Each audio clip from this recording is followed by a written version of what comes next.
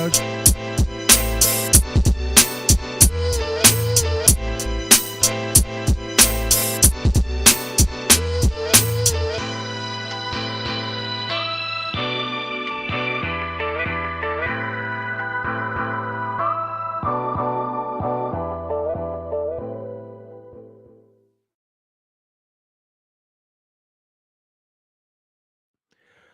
What's up, everybody, and welcome into the #1 Group of Five college football show in the world. This is the Group of Five guys, and our mission is to be the voice for the Group of Five football programs, the voice that the mainstream sports media absolutely refuses to be. We need your help to do that. We need you to hit the follow button on all the social platforms at Group of Five guys. Go to YouTube, Apple Podcasts, Spotify, wherever you get your best podcasts. Subscribe to the channel, leave a 5-star rating and a review. Most importantly, tell your family and friends all about us. On this episode of Inside Drill, Uptown, New Orleans, Tulane, Jon Sumrall, head coach of the Wave, joins the show. Big time show coming to you guys today. Fourth time, now the nation's leader. Fourth time coming on the show, second time with Tulane, head coach Jon Sumrall. Coach, welcome back, sir. Appreciate y'all having me. Listen, if anybody tries to outdo me, let me know I'm coming back on. All right, got to stay the record holder. Well, I'm just glad you did your little tune-up interviews with Josh Pate and Barstool Mincy. I just want to say welcome home. We came and saw you at your very first spring game at Troy. We were on the Jon Sumrall train, and these guys are freaking 4 years late to it. Well, y'all were on it. I remember y'all being there. I also remember y'all walking up and going, Hey, who's that guy over there? That guy looks like a freak. It was Javon Solomon. Yeah, exactly. He was playing with the Buffalo Bills now. So if I can add to my scouting department, my recruiting department, y'all are the first guys to call him because y'all recognized a good player. And luckily he didn't transfer. He stayed at Troy. And now he was a fifth-round pick, I believe, with the Bills and had a good rookie year. But yeah, y'all were there. I remember y'all came to the spring game. Y'all been around. It was great this year going out. Now we played terrible in the conference championship game, but walking out and seeing y'all there, and I think I knew y'all were gonna be there, but I wasn't sure. And like to walk out that Friday night and see y'all up there, like y'all do a ton of great for our game, and y'all hustle, y'all grind, and I'll let Josh know he's a little late to the party. I'll give him a shout and let him know that I appreciate his attention, but he's behind. Appreciate that, Coach. You're about a quarter of the way into spring ball. How's it looking so far? And is there anything that stood out to you about this team? Yeah, we're very inexperienced and young or new. Even if we're not young, we're new. I've got a whopping 2 returning starters on offense. All right, 2. All right, and on defense, it's 3. It's a little bit better. We're really, really unproven, man. Like, I like our talent. Like, there's some athletic ability and some length and some size. It is a really good-looking group. It really is. Like, we've had several people at practices watching, and everybody, like former NFL coaches, former college coaches. I'm notorious for bringing all kinds of people in to come hang out and watch practice. Like, our practice, you never know who's going to show up. And so it might be, Ed Orgeron, it might be Archie Manning, it might be anybody. And so everybody that comes by, they're like, man, this team looks good. And I think they do. Now we got to figure out if we're going to play good. Like, we got a lot of coming together to do, and a lot of figuring things out. But I'm excited about it. All the change, all the new, all the roster turnover. In some ways, it's daunting and scary, and it can suck. But in other ways, it's reinvigorating and exciting, and it makes you realize, like, hey, you better wake up and get out of bed and go to work, because we got a lot of work to get done to have any chance of being successful. So we're having fun. It's been a good camp so far. Practice 6 here in just a little bit. Going to put the ball down, play a little bit, and I like the direction we're headed, but we got a long way to go. Coach, how do you only seems like you've been a head coach forever, but it's only your 4th season as head coach. Obviously, you've won everywhere. Your name's always coming up in rumors and this and that. And then also you just talked about how the rosters you got a whole new roster. How do you keep these guys dialed in for practice today when you got all these other things happening, all these other distractions that have really never happened in the history of college football? Yeah, I mean, I think for us as coaches, our job is to be focused on the task at hand if we're asking our players to do the same. And so, we try to, I tell our staff all the time, like it's imperative that we are so in the moment, we're so locked in, we're so detailed, we're so thorough.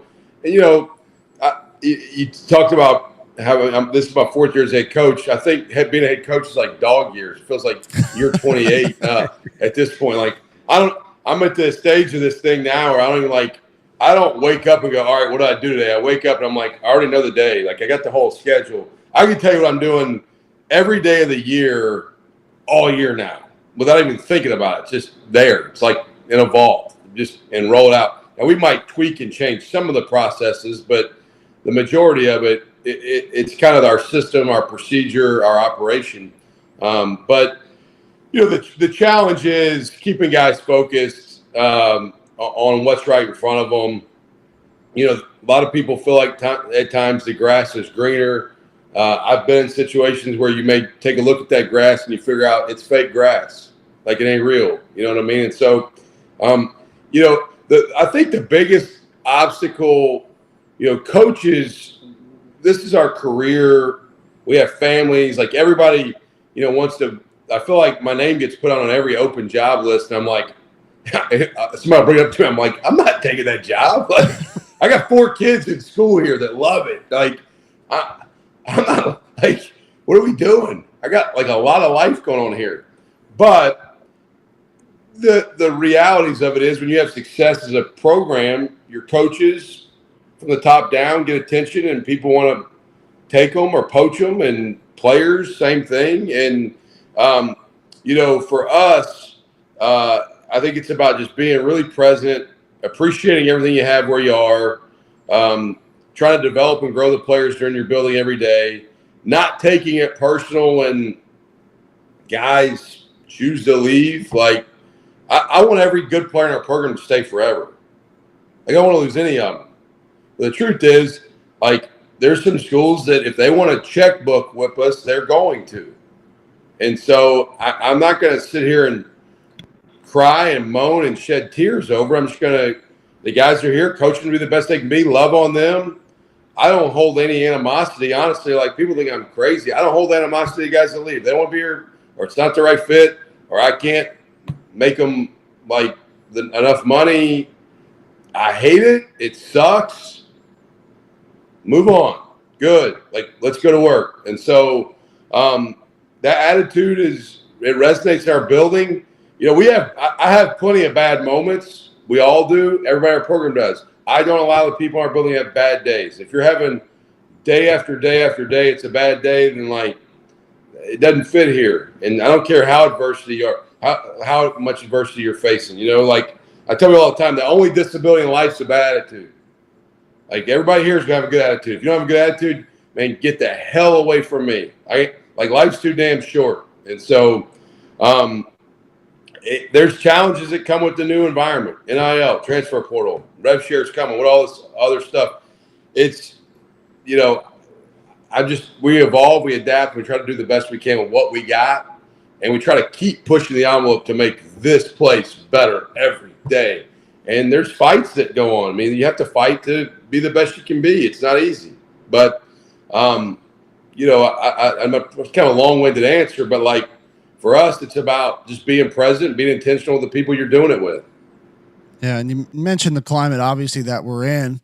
How do you feel about the offseason that you've had as far as high school recruiting, transfer portal, after losing, a lot, not just to the portal, but to graduation on both sides of the ball? Yeah, the portal, I think we were much more prepared to, on the player acquisition or recruitment side, be successful for a couple reasons. First, when I left Troy to come here, I got here and I told all the coaches that were still here, hey, coach Tulane in the bowl game they were playing Virginia Tech, Military Bowl. Coach Tulane, don't worry about really much else. I told all the guys that coached with me at Troy, hey, coach Troy through their bowl game against Duke. Don't really worry about much else. I'll do the recruiting. And I'm a pretty good recruiter, but there's one of me. And so, like, we had a lot of needs that I didn't quite either A, recognize or B, quite get addressed by adding the right player in December of 23, January 24. And so last spring, we had 5 defensive starters in game 1 in June of 2024. So, like, we were just behind a little bit. Like, last year, I felt like I was chasing my tail every day, trying to catch up because out of respect to Troy and Tulane, I didn't want to distract the coaches from helping either team be the best they could be in their bowl game. That did maybe our 24 spring roster a major disservice.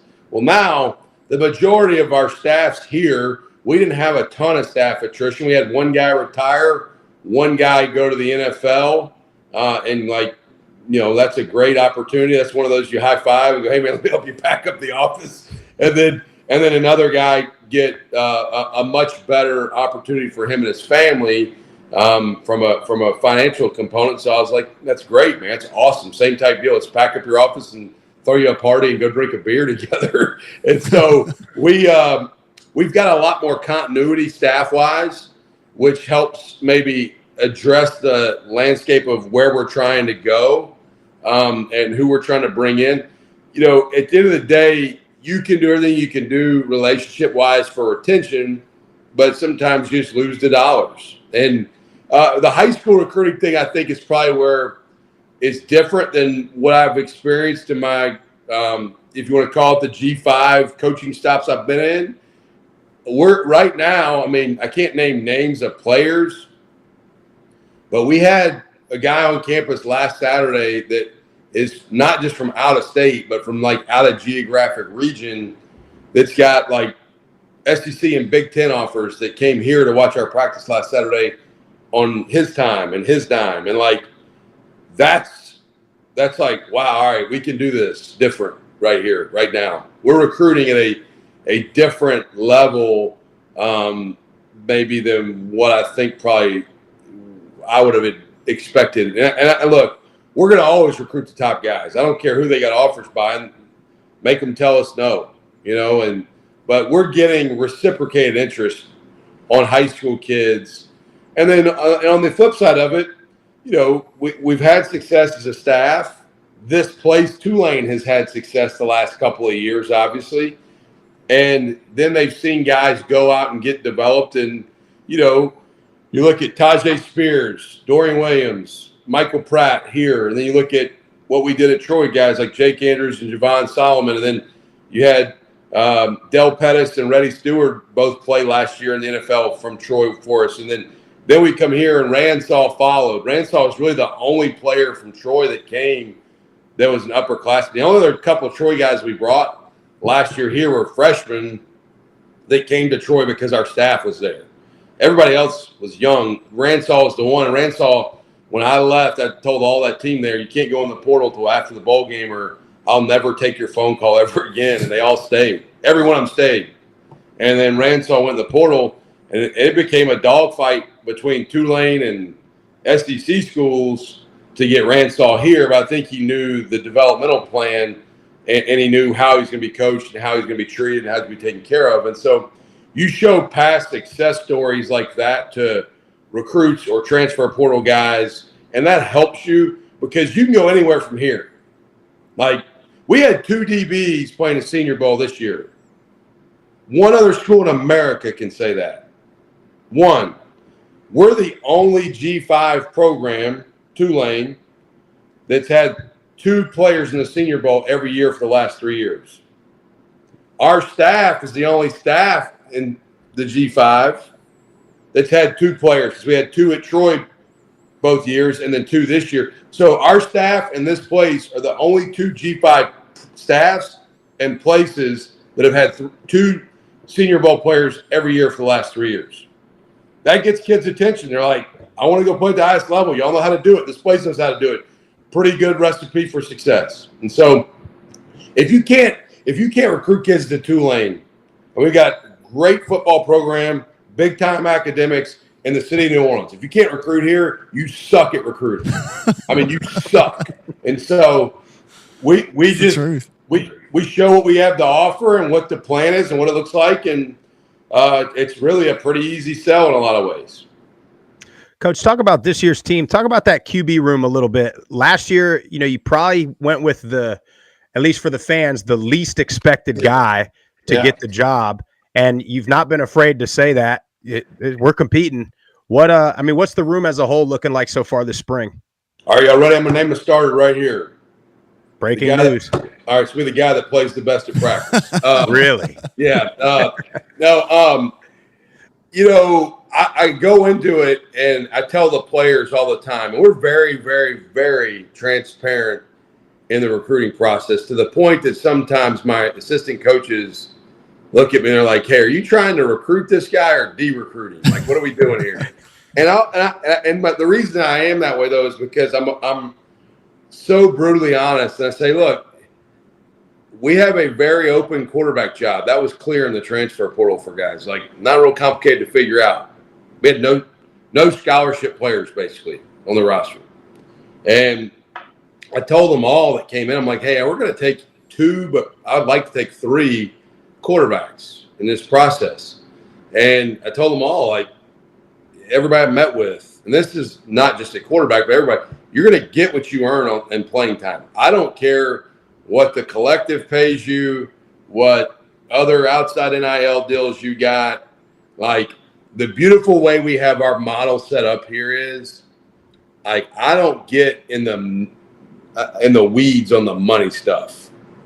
Like, I know what's going on. Like, I'm not naive. I'm aware, but like, I'm not doing contracts, making deals. I've got somebody that does all that. So you know what I get to be? The head football coach. That's not negotiating dollars. And that allows me to make decisions based upon what the players do at practice, and not like, we're paying this guy that, so he's got to play this number of reps. If we would have played our starting quarterbacks last year off of NIL valuation going into the year, or NIL whatever they were getting or whatever it is, Darian would have been 3rd. But I watched practice and I was like, he's been really consistent, made some good plays. Feel like he's the guy that can help us go do what we need to do this year. And so, so this battle we're in right now, 3 guys are the kind of prominent names everybody is aware of. TJ Finley, he's like the Johnny Cash song. He's been everywhere, man. Like, he's been at LSU, Auburn, Texas State, Western Kentucky. He's been the starter at one point or another at every one of those places. He led Texas State to their first bowl game in a long time with GJ. I played against him. We played him in 23, and like, they scored on us in like 5 plays to start the game. I'm like, gosh, dang, the game hadn't even started. They scored. And so he's talented. He got a big arm, a lot of experience. So like him, 1 year left of eligibility, has been there and done that a little bit. Donovan Leary from Illinois, big arm, hasn't played as much. Devin Leary's younger brother. Devin, obviously, at NC State, Kentucky, and now in the practice squad of the Baltimore Ravens. Donovan, man, like, when you watch him spin it, you're like, wow, like, he's got a real hose. I mean, he's, doesn't have maybe the time on task or in-game experience that a guy like TJ's got, but he's been very impressive ripping the football. And then Caden Samanza is an intriguing guy. Caden's, they're all different. TJ's looks like a small forward in college basketball. He's like 6'6". I think TJ's like 6'2", like normal college quarterback height. And then Caden's a little bit smaller. Caden's like just under 6 feet, probably. He's right there on that 6-footish type line, 5'11", whatever. Very instinctive, has a knack for just how to play the game. was a starter at Ball State, played 4 games a true freshman, and then ended up redshirting. Was a starter all year last year, and was the MAC Freshman Player of the Year, and threw for 25 touchdowns. And he's just crafty, good player, but they're all competing. You know, we talk a lot about competing with, which means you're not competing against each other. You're competing with each other. So, like, you're not going to win the starting job by pushing another guy down. Like, if I catch wind that one of the guys is, like, deliberately trying to hurt the other guy, he won't win the job just because of that. I don't care if he's the best one. They know that. Like, be good to each other, support each other. So what's fun right now at practice is if one of them makes a good throw, you hear in the back that like, another guy will chirp, hey, man, nice shot, good ball. Like, they're supporting each other, and that's how you want it to be. As soon as it becomes anything other than that, then whoever's not competing with, but they think they're competing against another guy, that guy will lose the job. And so they know that. And so it's going good. They're all different. They all got different strengths. They all can operate. It's a battle. I like where we're at. We got a long way to go. Love it. Well, Coach, we know you got to get out of here soon, but we got a couple social media questions we wanted to get to before we let you go. The first one's from Morgan Fost. He said, what's something that you've learned about just generally over your entire coaching career that's been important to you? Yeah, Morgan's a big-time Tulane fan, so yeah. I know the name. Morgan's a huge supporter, so shout out to Morgan for supporting us, man. You know, I don't know that I've, like, learned this over my career, but I think I constantly have to remind everybody around us, you know, this game is about players. It's not about coaches, all right? My job is to serve and develop the player wherever they are. And I tell our staff all the time, like, if there were no players, you know what else there wouldn't be? Any coaches. Our job is about the player. And so, you know, I got 4 kids. You guys have met them, seen them. They run around at games. My kids don't come to our games to watch me coach. They come to our games to watch our players play. Like, and so it's a player's game, man. We're a player-first program. Everything I've ever been about has been player-driven. You know, people will ask all the time, like, hey, so you consider yourself a player's coach, right? And I'm like, well, yeah, I hope so. Because, like, I'm here to coach the players. Like, that's my job. Without them, I don't have a job. Like, every decision I make is about the player. And I think as soon as you start to think about all the clutter, not knocking being on this call, but like the media stuff or the perception stuff or things that are outside of your control, you start to clutter how you're making decisions, and you don't make as good of decisions, because my decisions that come across my desk get really, really simple when I drill it down to what's the best interest of our players. What helps our players? What helps them grow, develop, all that stuff. And so, man, it's players. It's all player driven. And I tell our team all the time, this is your team. This is not my team. Good teams or okay teams, like bowl eligible teams, can be coach led. Great teams, like championship teams, or teams that embark upon championship type seasons or get close, have to be player-led. Have to. And so I'm just saying, you know, summing all that up, it's all about the players. Yep, agree. All right, well, got one more. We'll let you get out of here. This is from Jason Jones, who wants to know, how many times do you eat at Desi Vegas and Mr. John's per month? Golly, well, Jason Jones is the best. Shout out to Jones Medical Supply in Troy, Alabama. Does not get any better. That you want to talk about, man, a supporter through thick and thin. Like, if Troy had a badminton team, Jason Jones would have sideline passes. All right, like that dude, like, he'd give the shirt off his back for Troy to win a game in any sport. Like, it doesn't get any better than him. Desi's, a decent amount here and there. Like I see Desi a lot. Desi's around. Desi's a good friend. Desi, for those that don't know, Desi's and Mr. John's are kind of like sister restaurants. Mr. John's is sort of the original. And me and my wife, we found out the gender of our twins that are 11 now when I was an assistant coach here. That dinner that night was at Mr. John's, and Desi was working. And so Desi came out and hung out when we found out the gender of our kids. And That's so, and then Desi, I don't get there enough. I'm too busy working, and I also got to make sure I'm not 250. All right. So, but yeah, the cowboy ribeye at Desi Vega's hard to beat.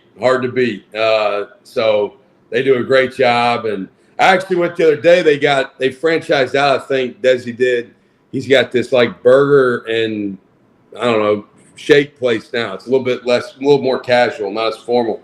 And after our pro day, one of the guys over at the Saints facility, because we did our pro day over there, like, hey, have you been to Desi's like burger spot? I'm like, nah, where is it? They're like, here. I'm like, I went. So I love, man, the best thing we got everything local here in New Orleans food wise is like so good. The mom and pops places is where it's at. Like I'm not knocking the national chains, but like if you come to New Orleans and you go eat at like any of the conventional national chains for lunch, dinner, breakfast, you're a loser. All right. So like we've got all the stuff. We got all these cool, unique, creative, homegrown places with the best food in America, man. So you can't you could put on 50 pounds here in a year real easy. No doubt. Well, Sprouts, when we go down, hopefully for that Duke game, we're gonna have to hit Desi's one of those spots up. Got to, Coach. We know you got practice here in about 5 minutes, so we appreciate you taking some time out of your day to hang out with your favorite, we'll quote, media people. We appreciate it. Y'all are football guys, man. Y'all are always fun to catch up with, and thanks for everything y'all do for our game. Y'all been there from the jump, and grateful. Glad this worked out to be able to hop on it. I know we've been trying to get together here for a few days, and believe it or not, my schedule is chaos right now, and so this worked out great. I appreciate y'all having me, and come see us soon, man. Absolutely. Yes, sir. Thanks, Coach. I love that guy, Jeff. He just fires me up every time we talk. Oh, he was ready to strap the pads on, wasn't he? He was. I mean, getting ready to go to a scrimmage, felt a certain type of way about, the practices they've been having. He's like, we got to get cranked up here. But no, you talk to him for 10, 15 minutes. It's like you're ready to run through a brick wall. Yeah. Well, he confirmed 3 things. There was 3 main points that I took away from this interview, Jeff. And that was one, that if you can't recruit to New Orleans, you suck as a coach and a recruiter.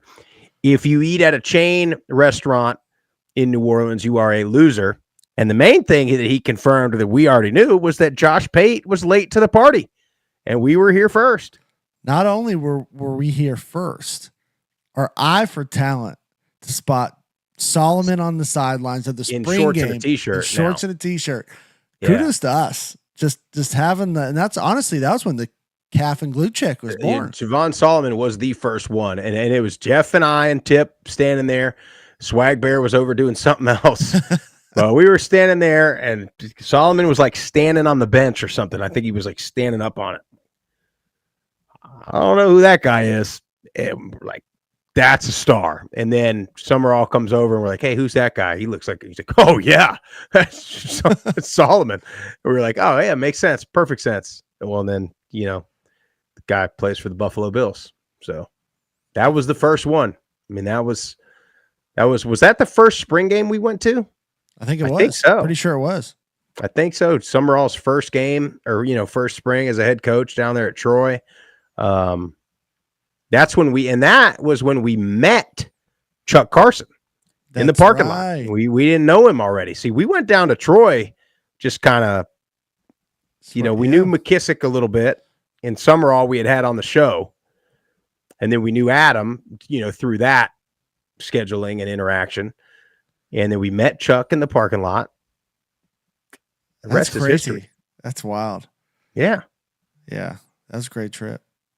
That was a great trip. But We didn't really have time to. We were going to go to the front porch, but we had to get back to.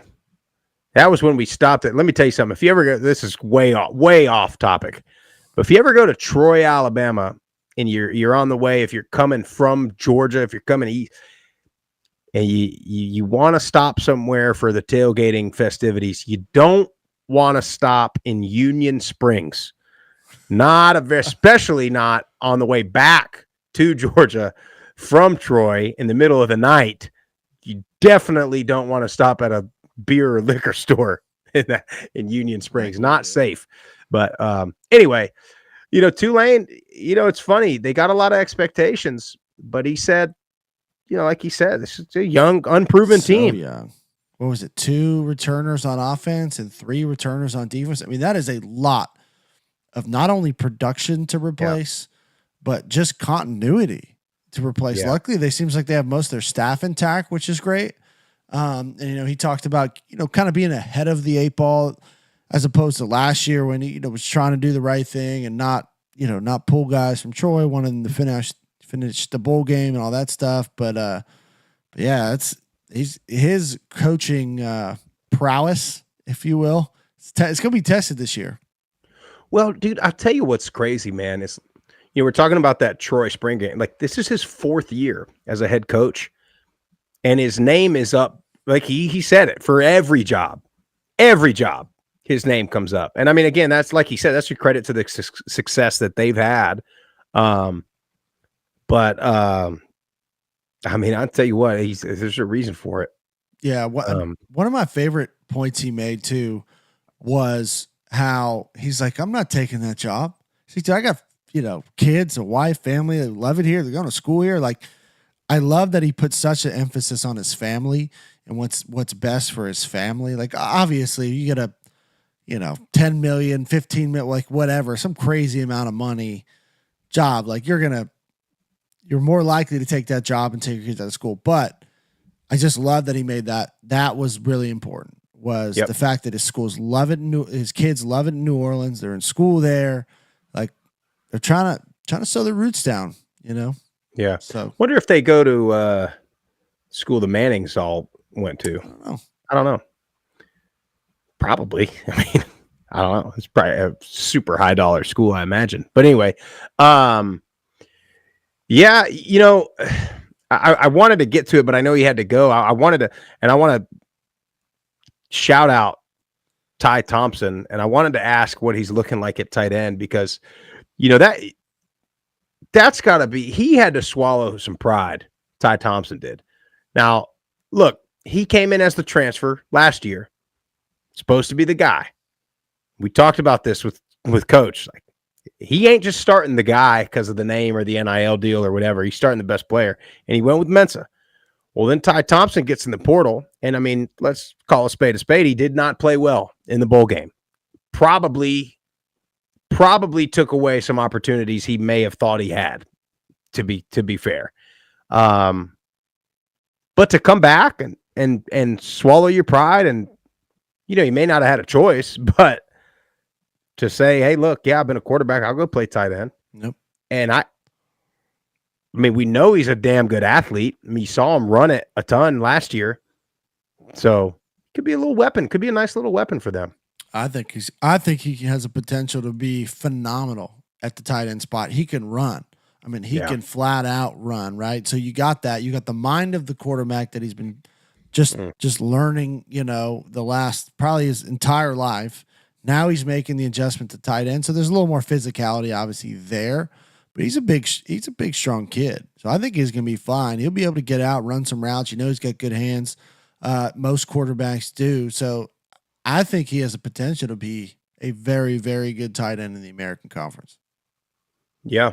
Well, again, it's an unproven team, but they're going to have expectations. That's what Willie Fritz did and Sumrall has built on. It's going to be those programs. It's a program now. This is not a fluky team, 1 or 2 years. This is a program now that's going to have expectations every single season, and you want that. And so shout out to Coach for coming on. Shout out, like I said, I mean, the guy literally ran into his office like after meetings, and then when we got done, ran right out to the field for practice. So shout out to him for making time for us. 4th time, Jeff, leading the land now. We gotta get Matt Mummy back on, No doubt. to tie him back up. But again, can't thank you enough, Coach. Can't thank the Tulane folks enough for supporting us. Make sure you hit the follow button on all the social platforms at Group of Five Guys. Go to YouTube, Apple Podcasts, Spotify, wherever you get your best podcasts. Subscribe to the channel, leave a 5-star rating and a review. Most importantly, tell your family and friends